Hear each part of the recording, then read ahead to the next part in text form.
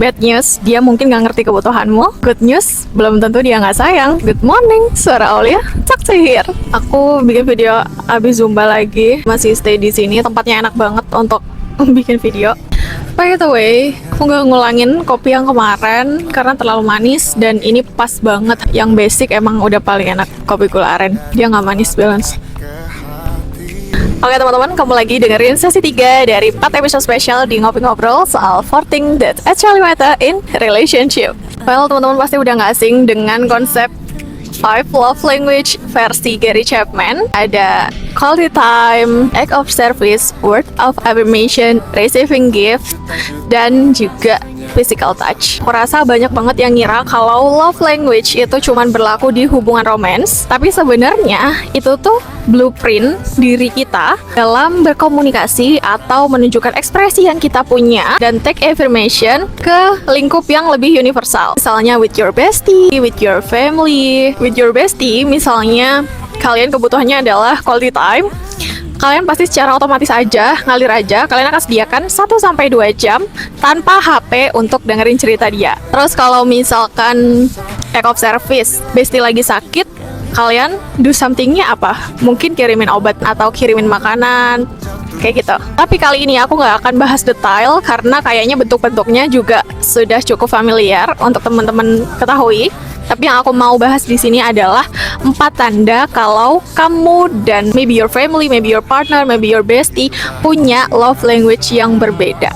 Chapman itu punya satu premis yang sangat logis. Tangki emosional baru akan terisi jika diisi dengan mata uang atau dalam artian bahasa yang tepat. Kalau bahasanya beda, komunikasi emosionalnya juga akan beda, dan itu akan menghasilkan miskom atau bias. 4 tanda kamu dan dia punya bahasa yang berbeda. Yang pertama, gejala emotional misdirection. Menurut Chapman, kita itu secara naturally akan mengekspresikan bahasa yang kita sendiri inginkan. Tanda yang paling logis dari sini adalah pada saat kalian mengekspresikan itu gak memicu reaksi emosional yang sama di lawan kalian.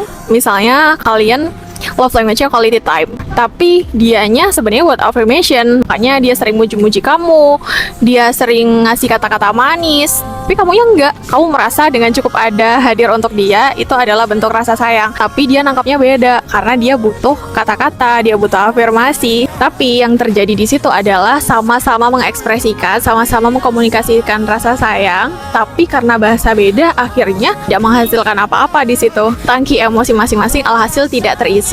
Yang kedua adalah muncul specific complaining. Chapman bilang, cara seseorang menyatakan komplain itu sebenarnya adalah hal yang paling gampang untuk melihat apa yang sebenarnya partner kita butuhkan. Misalnya lagi hangout bareng, terus dia komplain, kok kamu main HP terus? Berarti dia kebutuhannya adalah quality time. Terus misalnya kamu ngerasa, kok tiap aku beres-beres atau tiap aku ngurusin sesuatu kamu gak pernah bantu? Berarti dia kebutuhannya adalah act of service. Perbedaan fokus komplain ini yang perlu diperhatiin dan jadi tanda bahwa emang kalian memiliki bahasa komunikasi yang beda. Yang ketiga adalah perbedaan reaksi terhadap krisis emosional. Nah, biasanya ini terjadi kalau salah satu dalam kondisi down, tapi partner kita justru memberikan solusi blueprint mereka yang akhirnya karena bahasanya beda, jadi tidak menyelesaikan atau malah memperburuk kondisi. Saat kamu stres, kamu tuh pengen kata-kata penenang, kata-kata penguat, berarti itu adalah word of affirmation, kebutuhannya. Tapi karena your partner, dia mungkin quality time, jadi dia merasa dengan dia ada di sebelah kamu, terus dia dengerin kamu, itu sudah cukup tanpa kata-kata. Di kondisi itu nggak berhasil yang niatnya mau menyelamatkan mungkin dari kondisi down, tapi akhirnya nggak terselamatkan karena nggak saling memahami soal love language masing-masing. Alhasil nggak jadi seperti apa yang diinginkan atau apa yang dibutuhkan. Yang 4 yang menurut aku paling concern banget adalah ketimpangan antara rasa lelah dan puas ketika selesai menghabiskan waktu bareng. Kalau misalnya bahasanya sama, otomatis pas setelah ketemu itu ngerasa recharge. Tapi kalau bahasa cintanya beda dan belum saling memahami, of course setelah ketemu rasanya baterainya malah habis. Harian jalan bareng, partnermu seneng banget karena misalnya pada saat jalan dia bawain belanjaan kamu, atau dia bukain pintu, atau dia bantu kamu pilih-pilih, which is act of service. Dia happy. Tapi di saat yang sama kamu orangnya quality time. Pada saat nemenin hangout, Kamu butuhnya obrolan yang dalam, discuss, tapi apa yang kamu pengen kamu nggak dapat di situ. Alhasil pulang-pulang yang satu recharge, yang satu down. Nah, poin utama premis Chapman soal love language itu bukan untuk kita menyerah sama satu religion, tapi untuk sadar bahwa kalau kita terhubung, artinya kita nggak harus cuman melihat diri kita dan apa yang kita pahami atau apa yang kita mau, tapi kita juga harus belajar bilingual. Artinya belajar bahasa kita sendiri, tahu apa yang kita butuhkan, dan juga belajar bahasa partner dan tahu apa yang dia butuhkan. Oh, aku udah pernah ada di titik ini, gitu kan, sampai miskom, sampai nggak ngerti-ngerti sih apa yang aku mau. Kuncinya apa? Kuncinya adalah di series ini, sesi pertama, kuncinya adalah komunikasi. Yang tahu kebutuhan diri sendiri sebaik mungkin itu cuman kamu. Partnermu itu tidak mungkin tahu apa yang kamu butuhkan sebaik kamu. Jangan berharap dia akan simsalabim dia tahu apa yang kamu butuhkan.